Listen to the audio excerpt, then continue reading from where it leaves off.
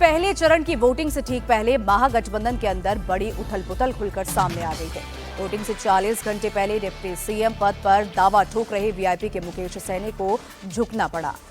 और बौराम सीट पर मुकेश सैनी ने भी अपने भाई संतोष सैनी की उम्मीदवारी वापस लेने का ऐलान कर दिया। मुकेश सैनी ने कहा है कि अब वो इस सीट पर आरजेडी के टिकट पर चुनाव मैदान में डटे अफजल अली को सपोर्ट करेंगे।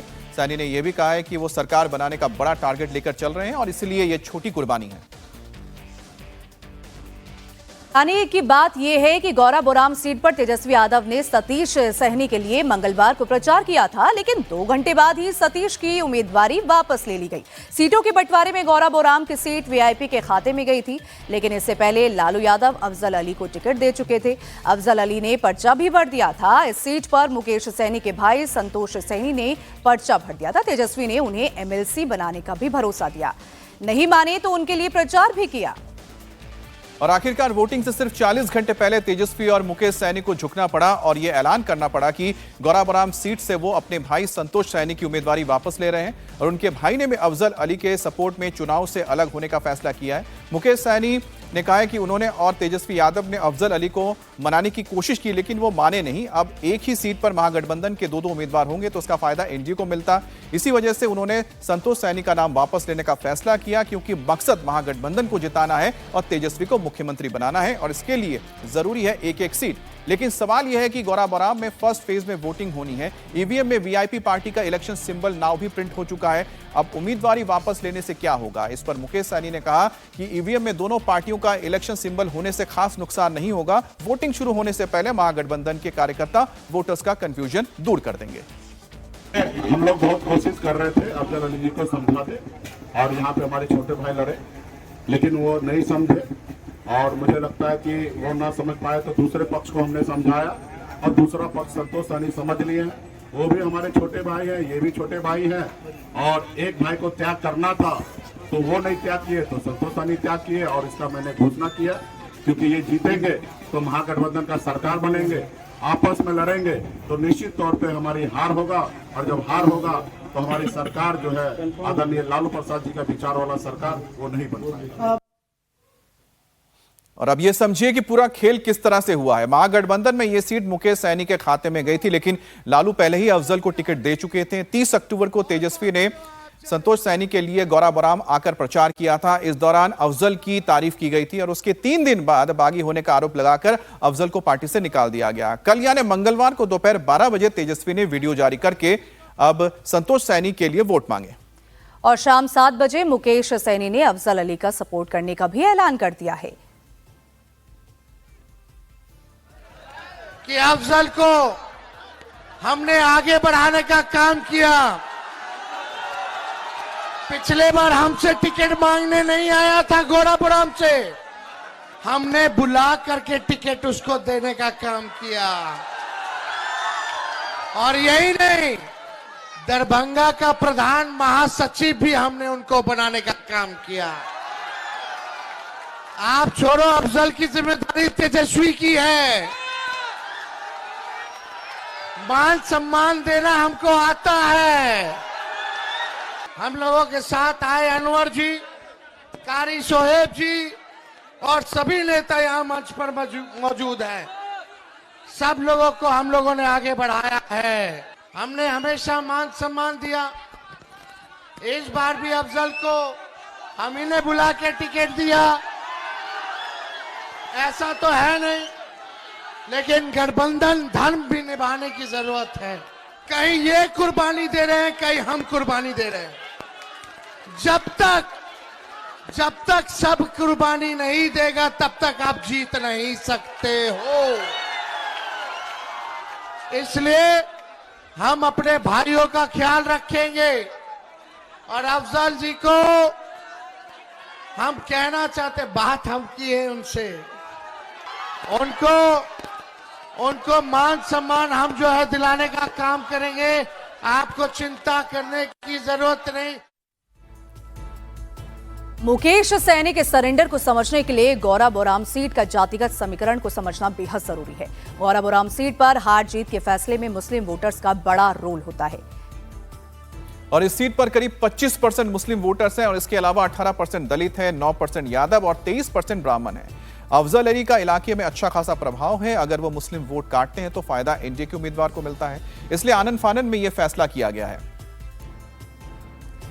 और अब आपको इस सीट का फाइनल गणित समझाते हैं। मुकेश सैनी के भाई संतोष सैनी की उम्मीदवारी वापस लेने के बाद अब इस सीट पर अफजल का मुकाबला बीजेपी के सुजीत कुमार से है। इस सीट पर पिछली बार सुजीत की पत्नी ने वीआईपी के सिंबल पर चुनाव लड़ा और जीत भी दर्ज की थी। और दरभंगा पे के गौराबोरा सीट पर बैकफुट पर आने के बाद मुकेश सैनी ने इसके पीछे की कहानी भी बताई। इंडिया टीवी के साथ एक्सक्लूसिव बातचीत में मुकेश सैनी ने कहा कि अगर वो पीछे नहीं हटते तो गौराबोराम की सीट हार जाते। वीआईपी पार्टी के मुखिया मुकेश साहनी इस वक्त हमारे साथ हैं। जिस विधानसभा में हम बैठे हैं, यहां से उनके भाई उम्मीदवार थे। गठबंधन में ये सीट वीआईपी को मिली थी, लेकिन फिलहाल यहां एक बड़ा बदलाव हुआ है। क्या बदलाव हुआ सर, किन हालात में हुआ? देखिए, स्टार्टिंग में ही कुछ सीटों पे वीआईपी भी दावेदारी था और आरजेडी का भी दावेदारी था। कुछ जगह आरजेडी में ने कैंडिडेट दे दिया था, कुछ जगह वीआईपी भी कैंडिडेट दे दिया था। और उसके बाद हम लोगों का जब समझौता हुआ तो कुछ जगह से आरजेडी ने अपना कैंडिडेट को विड्रॉल किया, कुछ जगह से वीआईपी पार्टी ने अपना कैंडिडेट को विड्रॉल किया। जो नंबर की बात था उस नंबर पे हम लोग लड़ रहे थे, लेकिन कुछ सीट पर ऐसा हुआ कि विड्रॉल का जो टाइम है उसके बाद सहमति बन पाया और कहीं पे विड्रॉल नहीं हो पाया। तो ऐसे स्थिति में हम लोग कोशिश कर रहे थे कि जो जहाँ पे भी कैंडिडेट, चाहे वो राष्ट्रीय जनता दल का हो या वीआईपी का हो, उनको आपस में मना के उसको मूव करा लेना। और इस पे हम लोग लगातार लगे रहे। और ये उसमें वीआईपी पार्टी का अंदर में ये सीट था जहां संतोष सैनी लड़ रहे थे। और यहाँ से भी अफजल अली जो है वो राष्ट्रीय जनता दल के नॉमिनेशन कर चुके थे और वो यहाँ पे लड़ रहे थे। काफ़ी टाइम तक बात हुआ कि वो समर्थन देंगे, बट ऐसा नहीं हुआ। इसके लिए तेजस्वी जी भी काफ़ी मेहनत किए और आके संतोष जी के लिए प्रचार भी किए, लेटर भी निकाल दिया गया, उनको पार्टी से निष्कासित भी कर दिया गया। उसके बावजूद भी क्षेत्र में थोड़ा वोट का जो था बिखराव दिख रहा था हमें। और जब बिखराव दिख रहा था, जब उधर से समझने के लिए तैयार नहीं है, तो ऐसे जगह पे हमें, क्योंकि हमारा लड़ाई सिर्फ एक विधायक बनाना नहीं है, हमारा लड़ाई है कि बिहार में सरकार बनाना।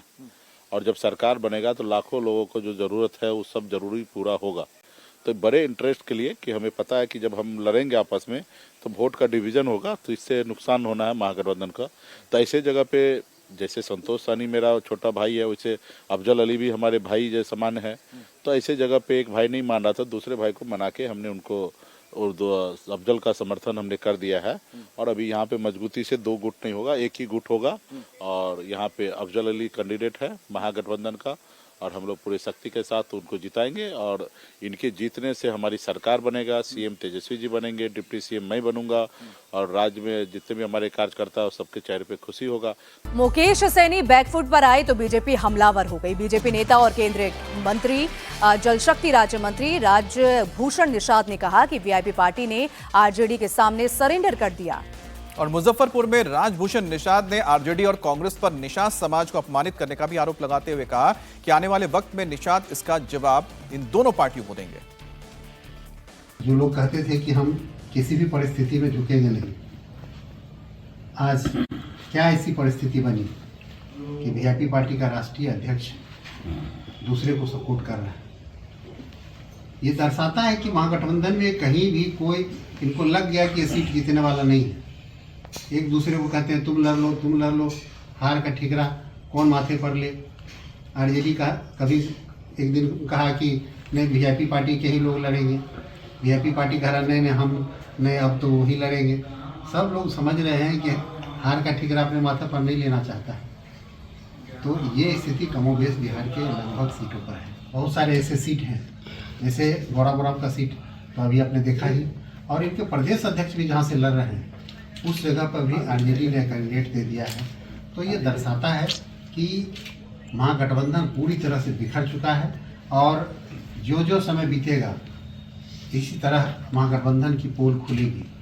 जब इनकी मंशा पूरी नहीं होगी तो ये लोग ताश के पत्तों की तरह बिखरेंगे।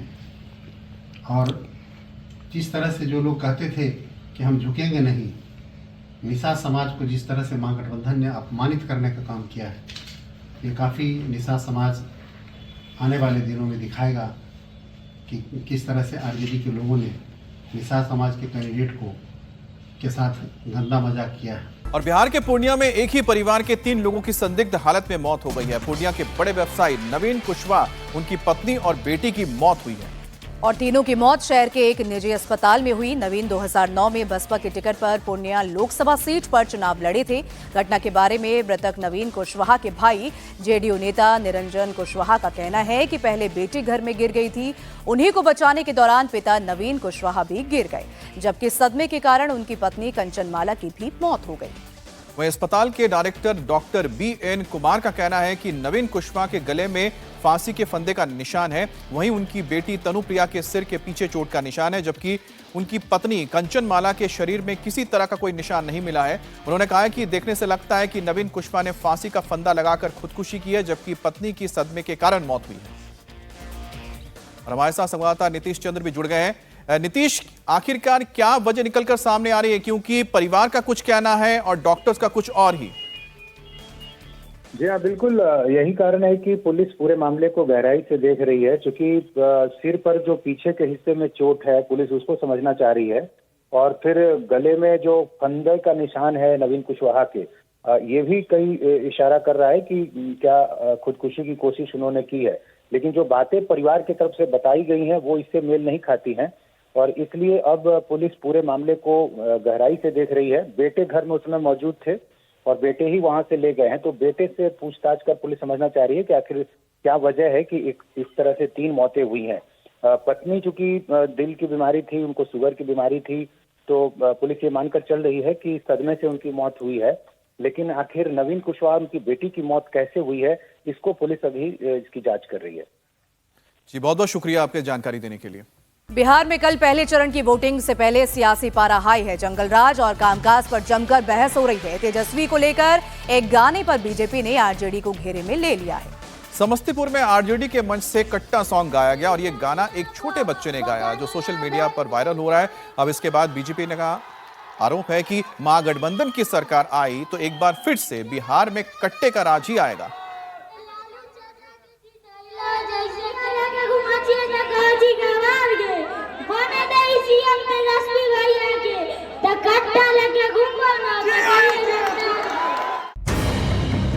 बच्चे बच्चे को मालूम है कि अगर बिहार में तेजस्वी यादव की सरकार बनी तो क्या होगा। जंगल राज खत्म होगा या बच्चा बच्चा हाथों में कट्टा लेकर घूमेगा।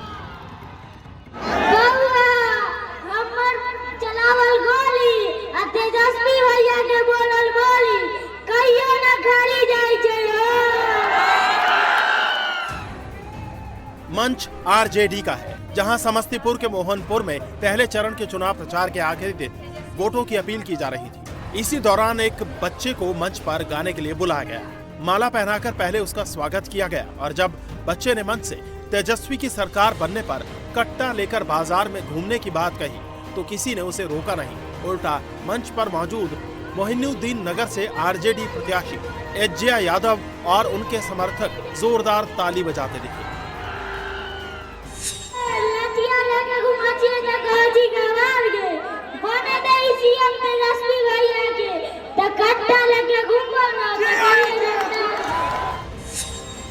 बच्चे का मनोबल बढ़ा तो उसने एक के बाद एक गानों के जरिए लोगों का मनोरंजन किया। वहीं मंच पर मौजूद लोगों ने भी खूब तालियां बजाई। अरे लालू चाचा के जिताइला जैसे तेजस्वी के भी जिताए के बाद ललटेनिया के निशानिया पर बटनिया दई दई दावे के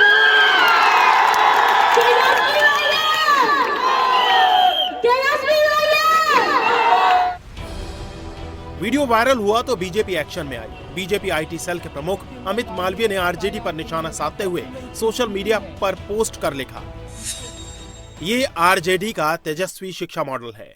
इनके स्कूल का बच्चा बच्चा सीखता है क से कट्टा। आरजेडी और हिंसा एक दूसरे से इतने घुले मिले हैं कि एक छोटा सा बच्चा भी जानता है कि आरजेडी की सरकार आने पर कट्टा और रंगदारी दोनों का कारोबार चालू हो जाएगा।